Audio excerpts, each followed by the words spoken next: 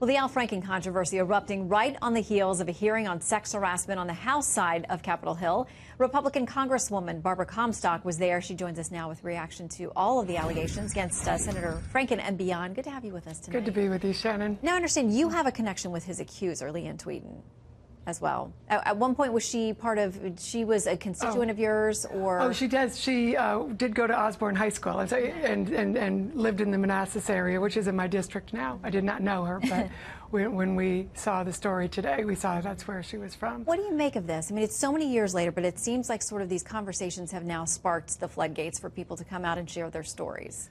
I think, with Bill Cosby, with Harvey Weinstein, with Roger Ailes, and I knew one of the victims there, and now with this, I hope the focus really stays on the victims and on the women, because you hear a lot of pain when you talk to them. There was somebody just here on an earlier show that I was speaking to who has spoken out now, and she's now a lawyer, but she was a younger girl when she was there, and she didn't have the voice or feel confident to do it then. She's speaking out now. There are people who experienced this 2 decades ago who are afraid to come forward because everyone goes to their corners, and depending on who you're saying it about, people don't want to believe it. So I think it's important that we take this time to really, what we're trying to do in Congress is change and beef up our policies. We're going to make mandatory training, have much more aggressive in-person universal uniform training. We've had Congresswoman Jackie Speier, who herself experienced this when she was sexual harassment when she was in the California State House, has a bill that she's drafted. Congressman Bradley Byrne, who was a labor lawyer by trade, came out with a lot of great ideas that we are now incorporating and putting together. We're going to have more hearings on best practices and how we can really protect these young women, because the predators target younger women often, right, and people who can't fight back, or people who are in a position and vulnerable. So I think those of us who are in a position who aren't vulnerable or who can speak out, we need to be their voices. We had a young woman, she was on Laura Ingraham's show last night, who was a staffer on Capitol Hill. Here's a little bit of her story and what she said happened to her. As a young woman, your instinct is fight, flight, or freeze. And my instinct was to run. And I tried to get away from the situation by moving to another office. And that was not successful. I was retaliated against, wrongfully terminated, and then blackballed. And she talked about the fact that she not only lost her job, but then there were blocks to her finding other jobs. And we've heard other young women on the Hill say they didn't even know there was an office where to go complain. Not just saying it's young women, young men have been targeted on the Hill as well. We know those stories. Yeah, no, and that's why we want to have things like maybe an ombudsman or a special counsel who's for the victims, because right now the way it works, they go through a counseling period when they're the victim. And so these things that really shouldn't be in place, that for whatever reason, they're out of date, and we need to change. And there's the speaker has already said we're going to have mandatory training. We're going to be able to take a number of these recommendations that we've gotten from people and put it through pretty quickly in a resolution. Some of the other things we may have to change by law, and we want to do that. So, we have, whistleblower protection and ombudsman, eliminating the mandatory counseling and things like that are the kind of things that we're going to be having hearings on in the coming months. And we've already had, I'm really happy to say it's been bipartisan. Right. A lot of men came up to me after I relayed the story about, and I do want to make it clear because some people misunderstood that I knew who the member or the victim was. I don't know who the member is, except that it's a male who serves in Congress now, but it was told to me by a trusted source who knew the victim and said she didn't want to come forward when the incident happened to her. He went to the home to bring them documents. He exposed himself, came to the door in a towel. She just, left the scene, quit her job, found another job, but nobody should have to do that. Right, that shouldn't have to be the solution. So I'm glad that you are shedding light. As you said, it's a bipartisan effort, so please keep us updated. And thank you for highlighting it, and let's all keep the focus on the women, because Donna Bertucci 30 years ago came forward, and we need to remember and thank women like that who are changing things. It's not easy to do. All right, Congresswoman, thank you for coming in. Good to be with you. House Republicans celebrating their tax overhaul, and tonight President Trump is tweeting. Congratulations to the House of Representatives for passing the Tax Cuts and Jobs Act, a big step toward fulfilling our promise to deliver historic tax cuts for the American people by the end of the year. But the president may have some trouble in the Senate from his own party. They've gotten in the way of some key legislation in the past he's tried to get passed. Counselor to the President, Kellyanne Conway, joins us now. Good to see you tonight, Kellyanne. Thank you, Shannon. Congratulations on your show. Thank you very much. All right, so let's start. Not surprisingly that the Democrats would be opposed to what you're trying to get done with taxes. Here is a little bit of what Ron Wyden had to say about how he thinks this is going to play out. According to the latest figures from the Joint Committee on Taxation, in 2021, families earning $30,000 and under are going to get clobbered by a tax hike of nearly $6 billion to pay for this handout to multinational corporations. And he goes on from there, again, citing numbers from the Joint Taxation Committee. What do you make of that? I think it's very regrettable that we can't find a single Democrat to support what is clearly relief for middle-class families. And the president has said from the beginning his major principles in meaningful tax cuts and tax overhaul are, number one, middle-class tax relief. This does that. Number two, reducing that corporate rate from 35% to 20%, taking us from the highest rate in the OECD to below the average of 23%. Number three, repatriating that wealth. We have $2.8 trillion parked legally overseas. Bring those jobs and that wealth that's legally overseas back home. And number four, just making it simpler, and that benefits everyone, Shannon. You know, the current code already benefits the wealthy and the well-connected. They hire attorneys and accountants to help them navigate the code. Some of them hire lobbyists to help them change the code. Let's put it on a postcard or through an app so that people can simplify and get back the 6 billion man-hours we spend each year and the $260-some billion we waste. So I think, honestly, I think today was the worst day for the Democrats in 2017.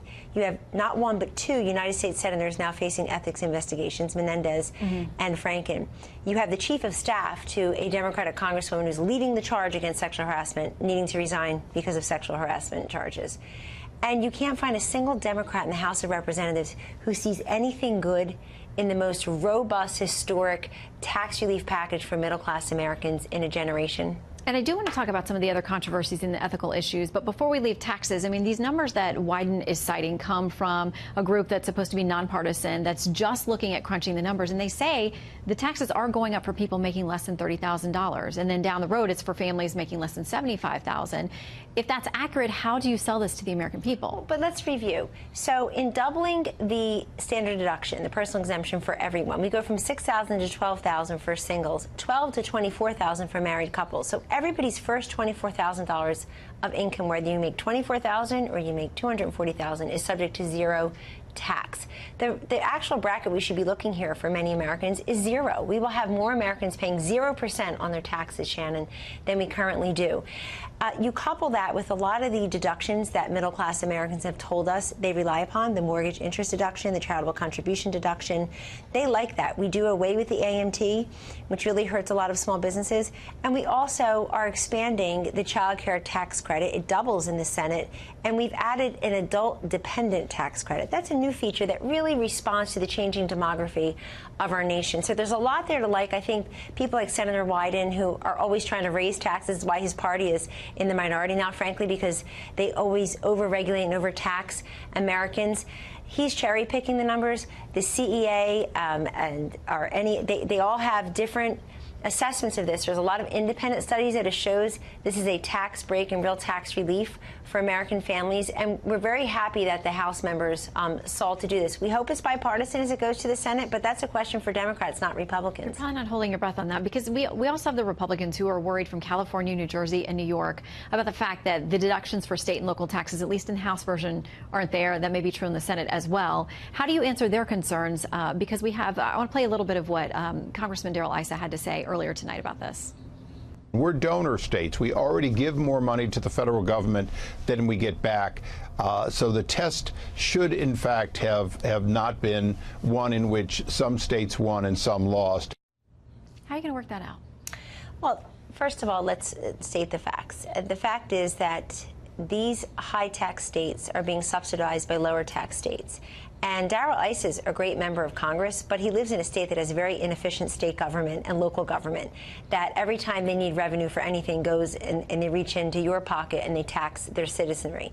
This ends up being a subsidy to inefficient state and local governments. And I've told people in California, in New York, in New Jersey, where I own a home, Shannon, that, so I get it, that you have to plead a lot of your case to your state and local government. You're in a high-tax state for that reason. This is the federal income tax code, and we can only do so much there. But there are also, you know, there's another, again, a CEA analysis that shows that even the many taxpayers in the SAL states will benefit.